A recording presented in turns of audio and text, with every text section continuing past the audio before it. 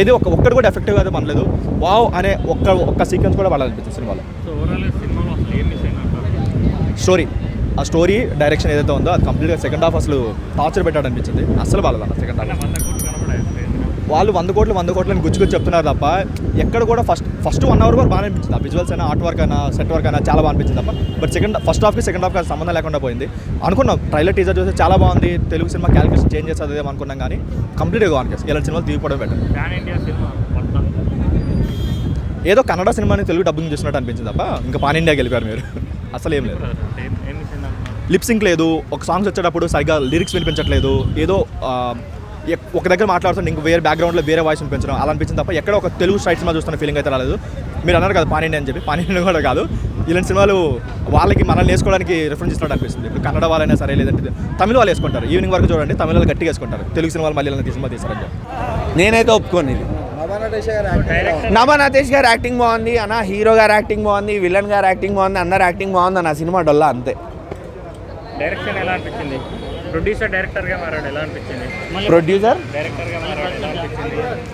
ఆయన మారకపోతే బాగుండేది అనిపించింది.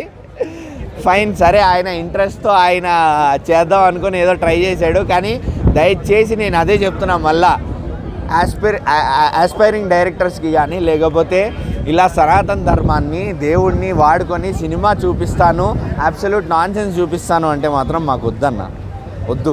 మీరు దేవుణ్ణి వాడుకొని సినిమాలు తీయడం బంద్ చేయండి. ఒకవేళ దేవుణ్ణి సనాతన ధర్మాన్ని మీరు యూజ్ చేస్తున్నారు అంటే ఖచ్చితంగా ఒక స్ట్రాంగ్ పాయింట్ని వాడండి, ఒక స్ట్రాంగ్ పాయింట్ని మాకు అర్థమయ్యేలా చూపించండి అంతే. సీని మీద శివుడు బొమ్మ పెట్టాము, హరహర మహాదేవ అన్నాము, సీని మీద విష్ణుమూర్తిని బొమ్మ పెట్టాము, నమో నారాయణాయ అన్నాము, సినిమా హిట్ అయిపోవాలంటే అవ్వదు, కష్టం.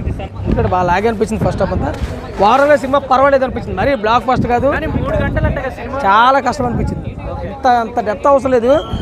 ఎక్కడో చూసినట్టు సన్నివేశాలు, ఎక్కడో వస్తున్నట్టు సీన్లు, అసలు అత్తుపొత్తు పొంతన లేనటువంటి సన్నివేశాలు కొంచెం కనపడుతున్నాయి. కాబట్టి ఒక రకంగా చెప్పాలంటే హీరో యాక్టింగ్ బాగుంది, విజువల్స్ బాగున్నాయి. అభిషేక్ నామ గారు ఎక్కడో తడబడ్డారు అనుకునే విధంగా గతంలో మన సాక్షి సినిమా చూసాం. సాక్షి సినిమా ఏ రకంగా అనిపించిందో దానికి భిన్నంగా ఉంటుందేమో అనుకున్నాం, కానీ దానికి తగ్గట్టుగా అనిపించకూడా లేదు. ఓవరాల్గా పర్వాలేదు. అంటే ఇది ఒక మతానికి సంబంధించినది కాదు, ఒక సనాతన ధర్మాన్ని కాపాడుకోవాలా అనే విధంగా తీసుకోవడం జరిగింది. కానీ ఓకే, సినిమా అంతగా కాకపోయినా పర్వాలేదు, చూడొచ్చు అంతే. సినిమా యాక్టింగ్ పరంగా చెప్పొచ్చు, ఇందులో అయితే మెచ్చుకోవచ్చు. హీరో గారిని యాక్టింగ్ పరంగా చాలా బాగా చేయడం.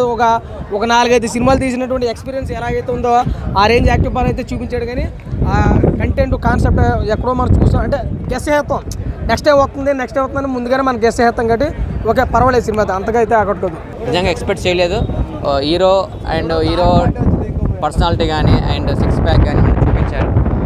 మూవీ అయితే ఓకే, అందరూ చూడొచ్చు, నైస్ అని చెప్పలేదు. కొంచెం మధ్యలో కొంచెం లాగ్ అనిపించింది.